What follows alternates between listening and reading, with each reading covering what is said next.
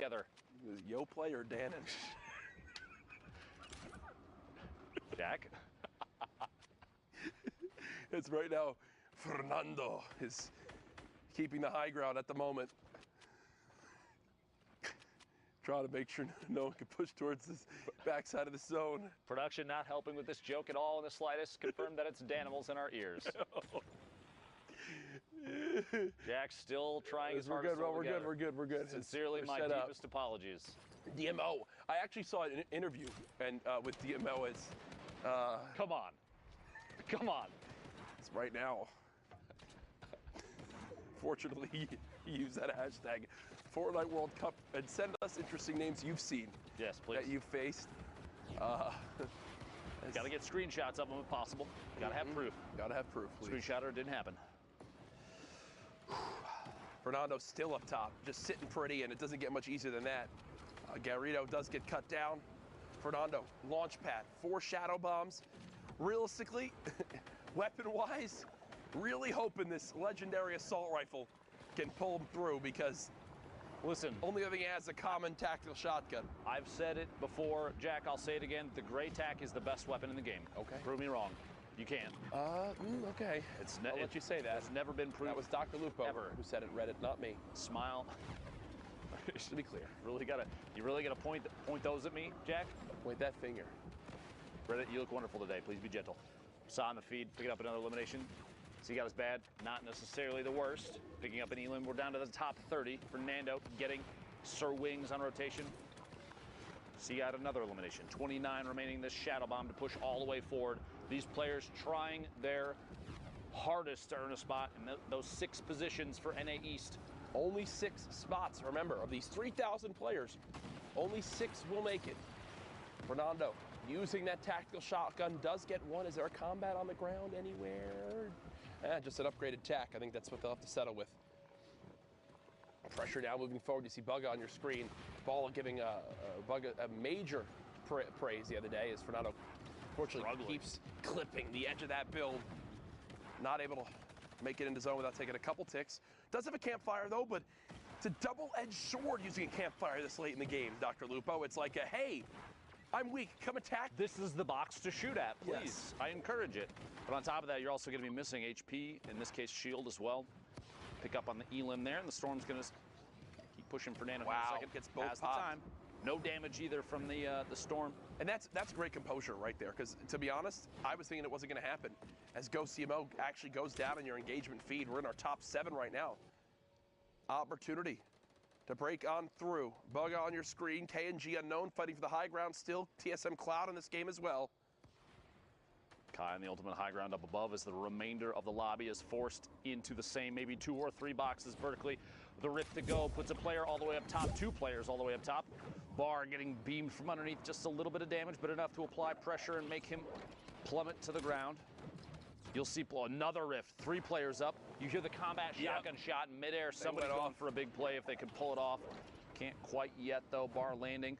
Gonna waterfall down and layer up, basically 3 or 4 floors up off the ground. We're in the top 7. It's a lot of mats to use right there. We got 2 players left need to go down before those final placement points, and every point matters as we've talked about in these placements. Quick edit to check for a shot. Nope, looks down below, applying pressure with the grenades. Excellent grenade play there. Finds Cloud from TSM, hiding on the ultimate low ground. Picks up that elim, putting the top 4 now.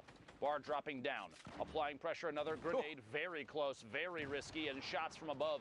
That might cost him. We'll see here. All the no builds left. A quick edit. The shot through finds Fernando. 1v1 situation. A top down. The combat shots from above. Kai picks up the last elimination from the ultimate high ground to the victory royale. Well played. No builds or not, you are just never going to win a fight 1v1 with attack versus combat right there. Just not going to happen. It's just a better weapon in the hands of his opponent.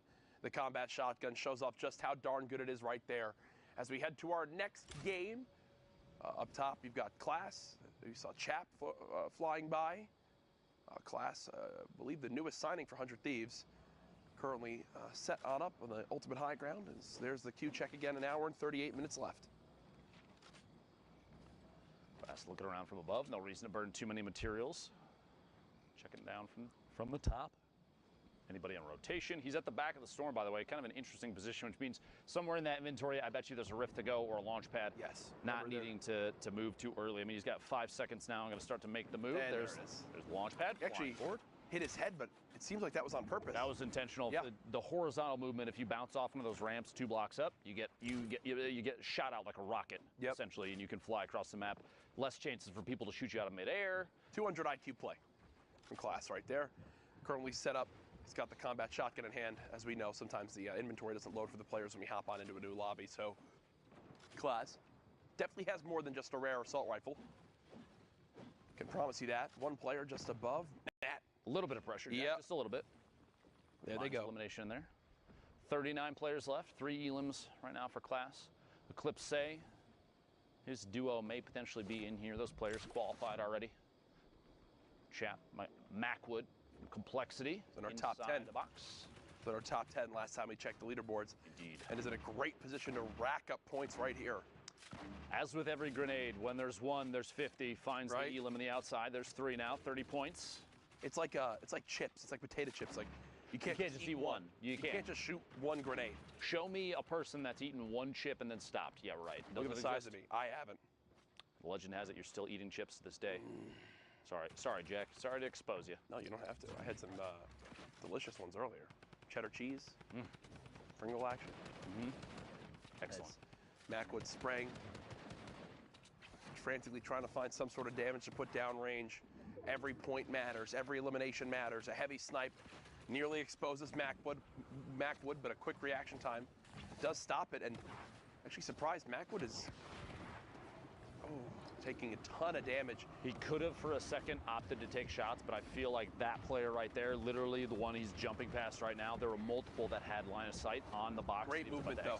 Great movement. Big jump. Hitting that last ball, getting as far as possible. We'll have time to pop both of these minis, which I expect, only using 1, it appears. Wants to save as much of these as possible. Kind of surprising because we're going into the late game here. He's way there above the damage threshold. Hey, look, 191 now, no big deal. Looking for shots and a follow-through. The second, maybe a back-to-back. Swap to the combat shotgun. Look at the right side here in just a second. Building up above and finds Das on the rotation up. 5 elims at 32 points. We're in the top 30. Another one of these opportunities. Macwood showing just how versatile those shadow bombs are climbing the mountain. My goodness, this is a tough zone rotation.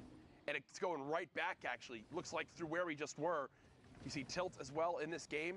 All the way on the high ground is Thunder. So they're beaming on down, back over to Class, who's currently set on up, kind of towards the higher point of this build. Has made it into the top 25, so more points will be earned.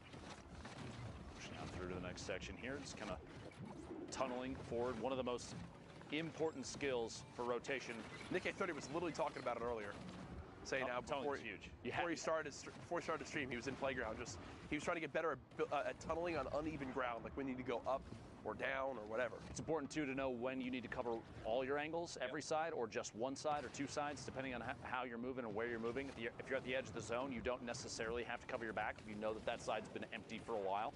Or if you're moving across the middle and you want to save materials, maybe a single floor and a ramp, turn, rotated, or like you do a jump rotation and quickly place it to end up underneath so you don't use as many materials. By the way, catching a player, specs, immediately placing the launch, jumping off of it. And what's big is, of everything that just dropped, the one thing Class is able to pick up is 280 brick. Feels good. Basically the best thing you could ask for. Material's so important late game. We're in the top 15 now. Class looking at 20 points, looking for the 21st here in a second. Shot, go for the replace, gets the first layer, go for the replace, gets the second, doesn't quite get the second layer. A little bit of a miss-edit in there too, placing the triangle down. Tons of players up above, one landing directly above, immediately replace. It does the edit to get it to fall through. The player drops down, gets a 124 on the combat, and it's Thunder who goes down, pays the price for the second shot. Very, very good mechanic skill there from Class. A lot of practice goes into moves like that. Yep, as you hear the rift go off, someone will be contesting for height. Sen Karos did just go down. It's Percently who's all the way up top, and Class catches him off guard. Percently went to look up at the rifter, and Class just jumped behind. And that is a game-changing moment, Dr. Lupo, as Class not only eliminates Percently, but refocuses his attention onto the player rifting. High ground is now his, and he's up to his highest amount of materials so far in this late game. Pressure applied on Eclipse, who's basically in the second level there. You've got Lazar and Fox down to the bottom. Shots coming out from Class, moving forward in the stink a little bit on the backside, but no big deal. Eclipse stuck inside a stink of his own. Lazar and Fox in the ultimate low, fighting it out while still getting shot at from above. 3 builds in Fox's inventory, and Class is sitting on 63. Very important to note that, because that means Class could waterfall down and apply pressure at any time. He also has a chance to wall off and heal off from above, and Fox is going to have to take shots. Eclipse goes down. Fox is basically nothing left. Class, a little bit of fall damage. There we go. The builds leading into the campfires for the HP. Fox slotting it on the hill, stuck outside the storm. Class doesn't have to push, but he doesn't know that. Wait for the last second. Shot from above and finds the victory royale. 8 eliminations. That was not pretty. 18 points. That was not pretty right there, but that's where we have it. A good victory royale for 100 Thieves. Class, 8 eliminations, the win, 18-point game. Zeke and Sundown with our updates. Thank you guys so much, man. Do I love Fortnite? The answer is yes, of course. Who doesn't? Now, guys, of course, we're here in NA East. Excuse me, I almost said West. I don't know why I did that. NA East here, knee-deep in the game. Sundown, we've seen some incredible games so far. Let's take a moment here, slow things down, meet up with Sundown. We'll take a look at some of the awesome clips he's got. We'll take a look at the updated standings, and then go from there. Right, so first we're going to hop on board here with Bugabot. A great individual effort from him on the low ground here. Note, right before that elim, he had 0 builds, now up to 20. But one thing I want you to keep an eye on is his mentality to shoot first in these situations. It might be because he's lower on the builds, but note how he's looking to walk out and take fights. He's not looking to build himself back out. He wants his shots first, which ends up being huge if you're in a position where you can aggress, picking up has right there and then able to run it out and get the victory route, just outlasting from 0 builds to a VR. Well done from Bugabot. Now, the Titan of the East, we've talked about it. Players who haven't qualified 72 hours, Tom is on that, and just watch this little bit of a tricksy rotation here. Ends up directly in this player box on the backside of him. Mike can go back to lobby, boxes himself up, puts the trap down. Nice little defense there. Now, rather unfortunate here that he didn't end up with 2 elims, but the tag and the baller does still pick up Testy, so well done there from 72 hours. We've seen a lot of Fernando as well. Now watch him go to work. That was his first elim, but look at what he gets from all of that. Gets high ground control, the legendary AR, and zone priority position. Because he's on this side and players are forced to rotate into him, he's going to be able to use the rifle. Saw him pick up 1 there, picks another player off of the jump pad. That feels awful if you're Oscarito, and we've seen him have an affinity a number of times for getting picked up off of those jump pads. So maybe grab a shadow bomb or a ball and rotate along the ground as Fernando keeps putting in work there, getting the storm tick over onto Sir Wings. And look, that's the one thing that we stress about these players. It's the action after their immediate action. You don't slow down. You can't stop right after you pick something else up, because somebody else is there. Picks up the elim onto Quasi, boxes himself up, and then pushes forward. And he's been doing this entire run while he's being contested. It's not like he's avoiding these fights. He's going and he's looking for them, but he's prepared to take them with that shoot first mentality. Very well done from Fernando there. But let's check out those standings right now. The previous qualifier on top, Misfits Clicks. Let's look at the spread. 40 points down to 30, so just 10 points separating first and 10th, and 6 spots up for grabs. Zeke's with Clicks already having qualified, it would drop down to the 7th spot, and all these guys are right on top of each other. Yeah, I mean, you look at like someone like Smacked and Fernando, they have the 3 games played, and they're at the 30 points. Someone like Clicks, who's at the top, has 5 with 40 points. So they have like more room to work with, more throwaway games, I guess, but the point spread is still pretty tight. Don't forget, top 6 will be moving on to finals, so there's still plenty of time. I still feel like this is anyone's game. It just takes one incredible standout game to just rock it up on the leaderboard, you know? It's absolutely anybody's game. We talk about kind of a reasonable pop-off. A 5 elim victory route is 15 points, or 8 elims, and in the top 5 is 15 points. Any of those is a realistic final game, and we're right around that halfway mark, and with less than 15 points separating the top 10, anybody will be able to jump up on the page, and that's what Fortnite is all about. Well, let's not hold off any longer, Fortnite fam. Let's just get right back into the action. So for now, let's send it back over to Courage and Dr. Lupo for more Fortnite. Ooh-wee, the standings are getting juicy. Some would call them soggy as we move into our next game here. Speaking of soggy, Jack, on your screen, Liquid Vivid, And Loot Lake. a player that's already qualified. Yes. Qualified week 1. You gotta love that. An opportunity, though, for Vivid to practice his mechanics, keep his game stepped up to the top. Hopefully push up and maybe pick up, you gotta remember, a little bit of prize money, too, on the line here. Plus, it's doubled. $2 million for the entire weekend is insane. Absolutely wild. Gives me chills, Jack.